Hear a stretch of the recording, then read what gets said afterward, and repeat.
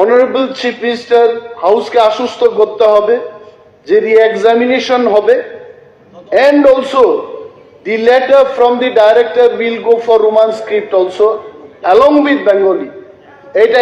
এটা আশ্বস্ত করতে হবে, নতুবা what will happen to the future of those students?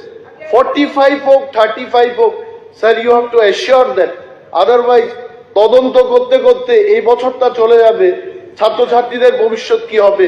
We want the clarification এবং সিবিএসসি তে এটা লিখতে হবে। Sir please.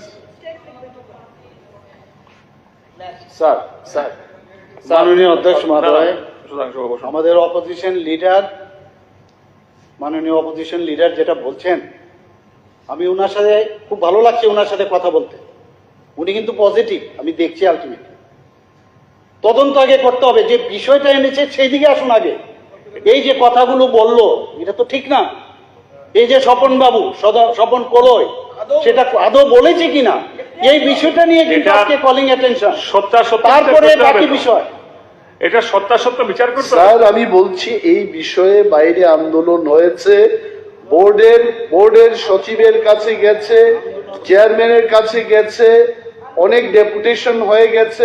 কেন করবে ছাত্ররা এটা? কেন করবে? মুখ্যমন্ত্রী যেহেতু দায়িত্ব নিয়ে বলেছেন, বাট মাননীয় re-examination has to be there, that part has to be clear. Otherwise আমরা কি বলবো মানুষের কাছে? আমরা কি বলবো? And also the letter which is to be written before 31st of March, এটা কিন্তু এই লেটারের একটা কপি আমি দিচ্ছি, এখানে বেঙ্গলি স্ক্রিপ্টের পক্ষে দেওয়া হলো। প্লিজ আমি মাননীয় অধ্যক্ষ মহোদয়ের মাধ্যমে মাননীয় মুখ্যমন্ত্রীর কাছে আমি দেব, ইউ প্লিজ,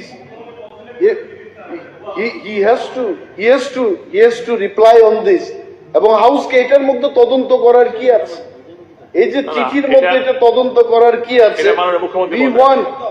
We want সত্যাসত্য বিচার করে তদন্ত যদি দেখা যায় ঘটনাটা ঘটেনি, মুখ্যমন্ত্রী এটাকে আশ্বস্ত করতে হবে। তদন্ত না ঠিক আছে, ঠিক আছে, ঠিক আছে, আমাদের রি-এক্সামিনেশন চাই, কারণ ছাত্রছাত্রীদের ভবিষ্যতের কথা মাথায় রেখে আমরা রি-এক্সামিনেশন চাইছি। আমরা দেখেছি অতীতকালে অনেক এখানে তদন্ত হয়েছে, কিন্তু কোনো রিপোর্ট নেই। পবিত্র সরকারের যে রিপোর্ট, এগুলি মানে speaker sir, honourable speaker sir, honourable speaker sir,